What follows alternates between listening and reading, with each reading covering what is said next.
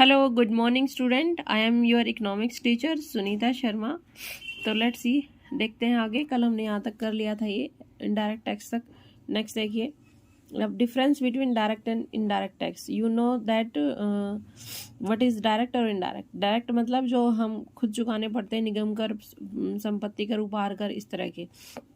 उसके बाद है इनडायरेक्ट टैक्स। इनडायरेक्ट टैक्स जो हम दूसरे व्यक्ति पर टाल सकते हैं, इनकी बिक्री कर है, एक्साइज टैक्स है, कस्टम ड्यूटी है, तो ये टैक्स को हम दूसरे पर टाल सकते हैं, तो ये है हमारे इनडायरेक्ट टैक्स। ठीक है, अब देखो प्रत्यक्ष कर एवं अप्रत्यक्ष करों में डिफरेंस क्या है। अंतिम भार उसी व्यक्ति पर पड़ता है जिसको देना होता है, लेकिन उसको हम टाल सकते हैं। नेक्स्ट देखो, करों को टालना। प्रत्यक्ष करों को दूसरे व्यक्ति पर नहीं टाला जा सकता, लेकिन अप्रत्यक्ष करों को दूसरे व्यक्तियों पर टाला जा सकता है। नेक्स्ट है प्रगतिशील कर। प्रत्यक्ष कर प्राय प्रगतिशील कर होते हैं, वास्तविक भार अमीरों पर अधिक पड़ता है। इसके विपरीत अप्रत्यक्ष कर प्रतिगामी होते हैं, वास्तविक भार गरीबों पर अधिक पड़ता है। ये वही नोट कर लेना ये पॉइंट, ठीक है, एग्जाम्स में कई बार पूछा जाता है। नेक्स्ट देखिए, नेक्स्ट है fees non tax revenue receipt. Non tax revenue receipt में देखिए आप, सॉरी,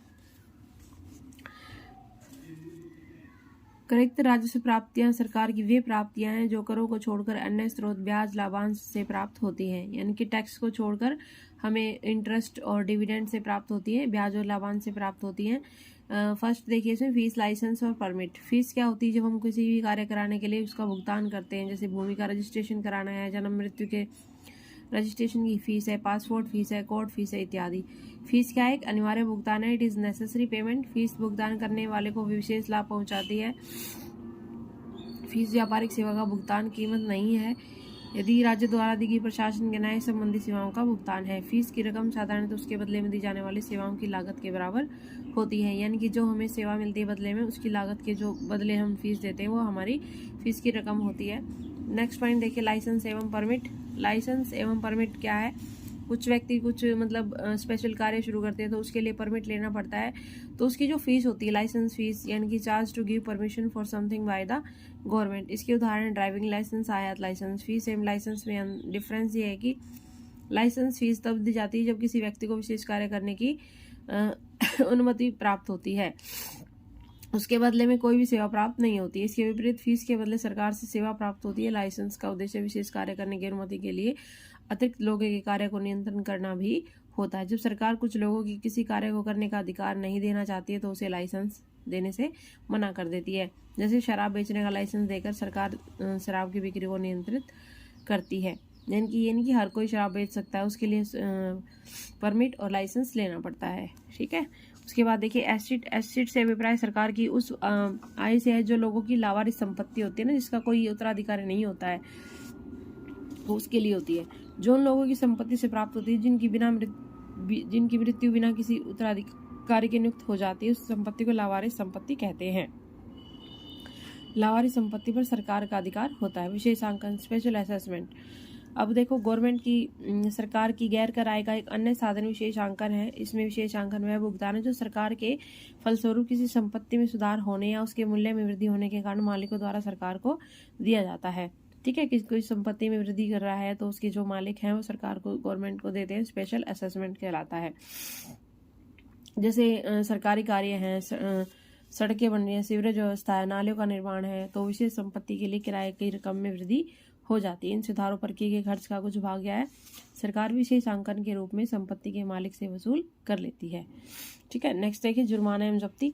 जुर्माना जब्ती वे भुगतान है जो कानून तोड़ने पर, जो हम कोई भी कानून तोड़ते हैं, गवर्नमेंट का जो कानून बनाते हैं वो तोड़ते हैं, उसके लिए आर्थिक जो दंड भुगतान करना पड़ता है उसको जुर्माना जब्ती कहते हैं। आर्थिक दंड के रूप में कानून तोड़ने वाले को सरकार को देने पड़ते हैं।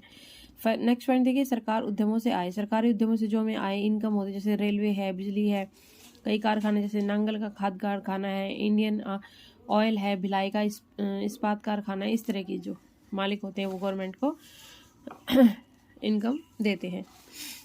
ठीक है भाई, नेक्स्ट पॉइंट देखिए, उपहार और अनुदान। सरकार को प्राप्त होने वाले उपहार भी आय का एक स्रोत है। कोई भी देश पर कोई विशेष विपत्ति आती है, जैसे भूकंप आते हैं, बाढ़ आते हैं, अकाल, युद्ध, इस तरह के, इस युद्ध के आदि के समय समाज के नागरिक राज्य की सहायता के लिए उपहार के रूप में काफ़ी धन देते हैं। कोई स्टेट है, ऑलमोस्टली सभी देते हैं। ठीक है, आर्थिक सहायता पहुंचाते हैं ना उन लोगों को हम। सरकार को विभिन्न देशों द्वारा विशेष अंतर्राष्ट्रीय संस्थाओं से भी उपहार प्राप्त होते हैं। अंतर्राष्ट्रीय संस्थाएं कौन सी है? WHO है, UNESCO आदि विभिन्न देशों के लिए अनुदान देते हैं। अब देखो पूंजीगत प्राप्तियां, कैपिटल रिसिप्ट। कैपिटल रिसिप्ट क्या होती है? जिनसे हमें देयता उत्पन्न होती है ना, ठीक है, वो हमारी कैपिटल रिसिप्ट कहलाती है।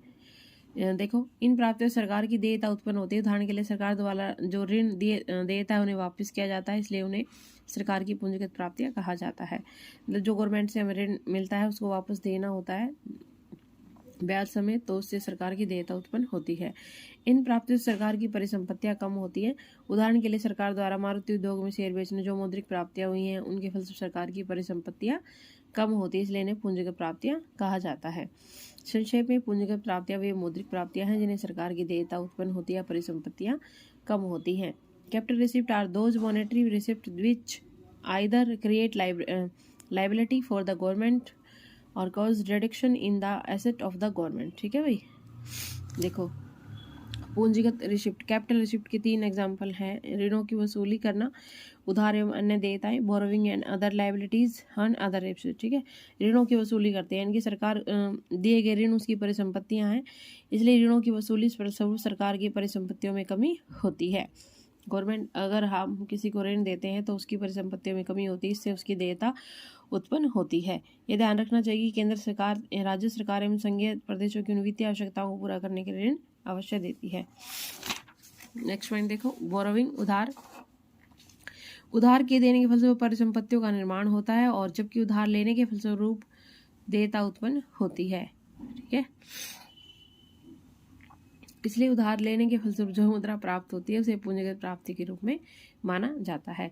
ये ध्यान रखना चाहिए कि सरकार निम्नलिखित स्रोतों से उधार लेती है, सामान्य जनता से, भारतीय रिजर्व बैंक से और शेष विश्व से।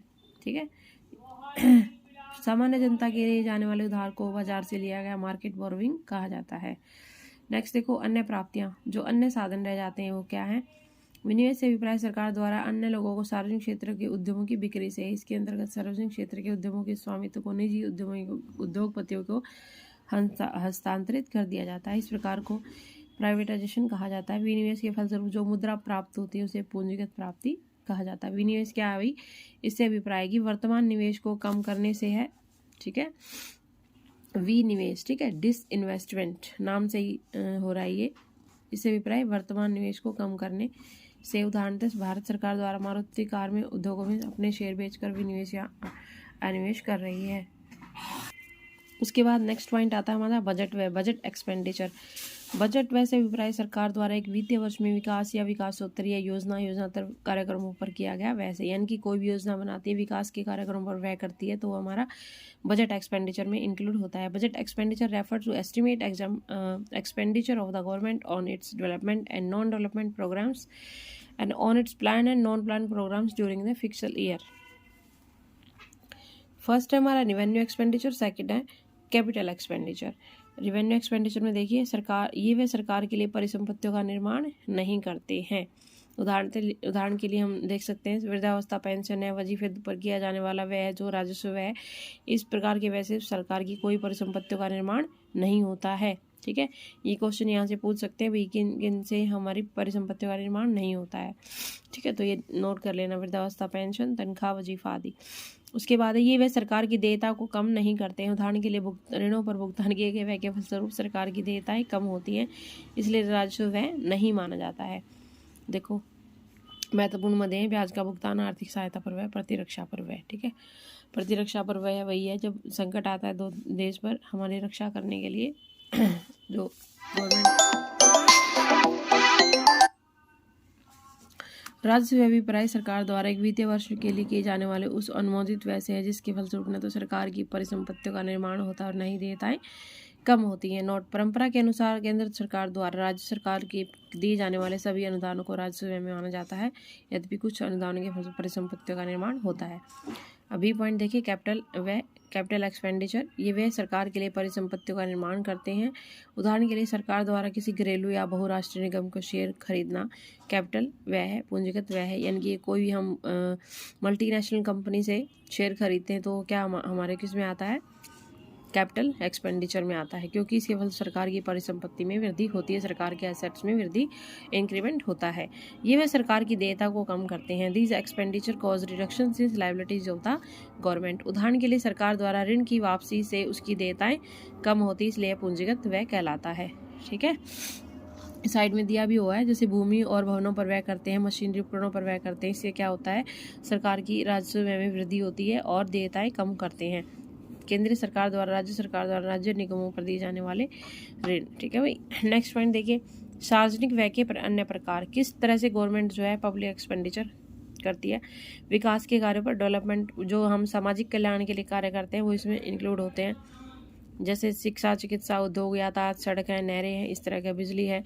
एयर इंडिया द्वारा इंडियन एयरलाइंस गैर विभागीय उद्यमों के लिए ऋण। उसके बाद है नॉन डेवलपमेंट एक्सपेंडिचर।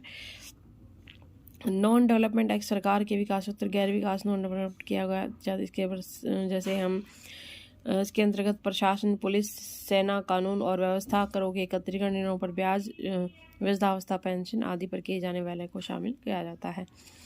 विकास व्यय में देश में वस्तु एवं सेवाओं के प्रभाव में वृद्धि होती है, जबकि विकासोत्तर व्यय में ऐसा नहीं होता है। नहरों के निर्माण पर किया गया व्यय विकास व्यय पर लोगों को दी गई वृद्धावस्था पेंशन अथवा बेरोजगारी भत्ता एक विकासोत्तर व्यय कहलाता है। ठीक है भाई, ये वो है जो गवर्नमेंट जो पब्लिक एक्सपेंडिचर करती है। थर्ड पॉइंट देखिए, इसमें थर्ड पॉइंट है हमारा प्लान एक्सपेंडिचर। योजना वैसे अभिप्राय जो हम एक पूरा प्लान बना के हम किसी, जैसे कोई चालू पंचवर्षीय योजना के अधीन कार्यक्रमों पर किया जाता है तो उसे क्या कहते हैं, प्लान एक्सपेंडिचर। ठीक है, जैसे कृषि है, संचार है, उद्योग है, यातायात है। उसके बाद देखिए non plan expenditure. Non plan expenditure उस व्यय से जो योजनात्मक विकास संबंधी कार्यक्रमों के अतिरिक्त अन्य कार्यों पर किया जाता है। इसका देखो, जैसे उदाहरण है, अनुदान है, सुरक्षा, कानून व्यवस्था है, सरकार द्वारा किए गए ऋणों का ब्याज का भुगतान है। ठीक है भाई, उसके बाद फॉर्मूला देखो, टोटल एक्सपेंडिचर हम कैसे निकालते हैं, जो हमारा कैपिटल एक्सपेंडिचर और रेवेन्यू एक्सपेंडिचर दोनों को प्लस कर देते हैं। उसके अंदर दो चीज़ इंक्लूड होती है, plan expenditure plus non plan expenditure, development expenditure plus non development expenditure. ठीक है, जो अभी हमने ऊपर पढ़ा है। ठीक है, ये हमारा टोटल एक्सपेंडिचर कैसे निकालते हैं, राजस्व व्यय, पूंजीगत व्यय। दिस इज इंपॉर्टेंट पॉइंट, इसको नोट कर लेना है, एग्जाम में पूछा जाने वाला पॉइंट है। ओके, नेक्स्ट देखिए आप ये टेबल है भाई, ये थोड़ा सा पढ़ लेना, जो पीछे पढ़ा दिया वही इसमें बताया हुआ है कि बजट में क्या क्या है, राजस्व, रिवेन्यू रिसिप्ट है, कैपिटल रिसिप्ट है। ठीक है, उसके बाद बजट एक्सपेंडिचर है, रिवेन्यू और कैपिटल एक्सपेंडिचर। ठीक है, उसके पॉइंट बताए हुए हैं अलग अलग, पढ़ लेना एक बार। सार्वजनिक व्यय का महत्व, आर्थिक विकास की दर में वृद्धि। अब ये कह रहा है कि पब्लिक एक्सपेंडिचर गवर्नमेंट करती है, उसका महत्व क्या है। आर्थिक विकास में उससे वृद्धि होती है, आर्थिक कल्याण में वृद्धि होती है, जो पिछड़ी जाति के लोग होते हैं उनका कल्याण होता है। उसके बाद मंदी एवं बेरोजगारी में नियंत्रण करने में सहायक मिलती है, असमानता में कमी आती है। ठीक है भाई, उसके बाद सबसे इम्पोर्टेंट पॉइंट है भाई बजट घाटा, अर्थ प्रकार तथा माप। इसको मैं नेक्स्ट वीडियो में करवाऊंगी। जब तक आप इस यहाँ से इस वीडियो से पूरा चैप्टर आप पढ़ सकते हैं। ठीक है भाई, चैनल को लाइक, सब्सक्राइब एंड शेयर कीजिएगा। अपने जो आपके रिलेटिव हैं, फ्रेंड्स हैं, जो 11th 12th के स्टूडेंट हैं, या जो भी पीजीटी इकोनॉमिक्स की तैयारी करना चाहते हैं, वो मेरे चैनल से फुल इकोनॉमिक्स पढ़ सकते हैं। वही मैंने फुल सिलेबस अपने चैनल पर करवा दिया है। ठीक है, तो सपोर्ट कीजिए, चैनल को लाइक, शेयर, सब्सक्राइब कीजिए। Thank you dear student, next video में करेंगे आगे।